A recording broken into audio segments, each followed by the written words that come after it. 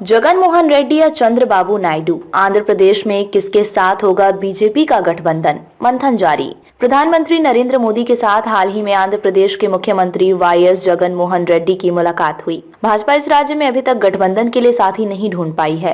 राज्य के सत्तारूढ़ वाईएसआर कांग्रेस पार्टी वाईएसआरसीपी दोस्ती के लिए इच्छुक है।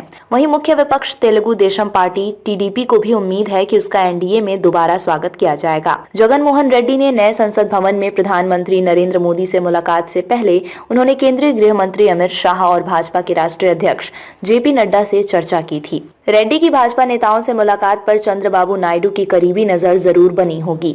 वो बीते कुछ दिनों से राष्ट्रीय राजधानी दिल्ली में डेरा जमाए हुए हैं। इससे पहले उन्होंने अमित शाह से मुलाकात की थी। सूत्रों संकेत दिया था कि भाजपा ने आंध्र प्रदेश में एक साथ होने वाले विधानसभा और लोकसभा चुनाव के लिए टीडीपी और उसकी सहयोगी जनसेना पार्टी जेएसपी के साथ एक समझौता किया है। हालांकि अब जगमोहन रेड्डी की मुलाकात ने अटकलों को जन्म दे दिया है। आपको बता दें कि वाईएसआरसीपी ने लगभग हर महत्वपूर्ण अवसर पर केंद्र में भाजपा को संसद में समर्थन दिया है। माना जाता है कि वाईएसआरसीपी को राज्य में अल्पसंख्यकों का समर्थन प्राप्त है, इसलिए वो इस बात से सावधान है कि गठबंधन राज्य और राष्ट्रीय चुनाव में उसकी संभावनाओं को प्रभावित कर सकता है। जगन ने इस सप्ताह की शुरुआत में कहा था कि वो चाहते हैं कि अगले लोकसभा चुनाव में कोई भी पार्टी पूर्ण बहुमत के साथ सत्ता में न आए। सूत्रों का कहना है कि उनकी बात बीजेपी को अच्छी नहीं लगी।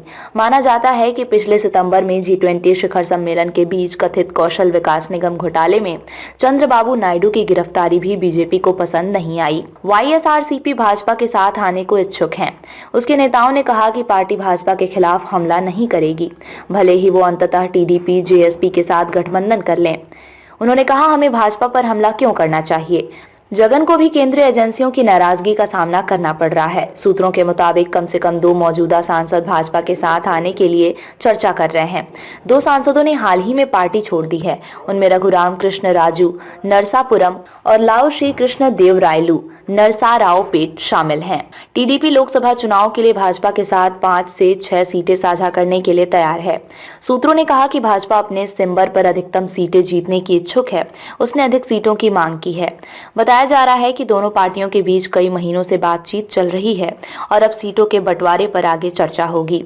सूत्रों का कहना है कि नायडू सत्ता में वापसी के लिए संघर्ष कर रहे हैं, इसलिए वो अधिक समझौता करने के लिए तैयार हैं। वो भाजपा नेतृत्व का विश्वास और समर्थन हासिल करना चाहते हैं। भाजपा का केंद्रीय नेतृत्व इसमें सिर्फ अपनी जीत देख रहा है, क्योंकि वाईएसआरसीपी के साथ मैत्रीपूर्ण संबंध और टीडीपी जेएसपी के साथ आधिकारिक गठबंधन आंध्र प्रदेश की 25 लोकसभा सीटों में से कम कुछ सीटों पर भगवा पार्टी के लिए जीत सुनिश्चित करेगा। 2019 के लोकसभा चुनाव में वाईएसआरसीपी ने 22 सीटें और टीडीपी ने 3 सीटें जीती थीं।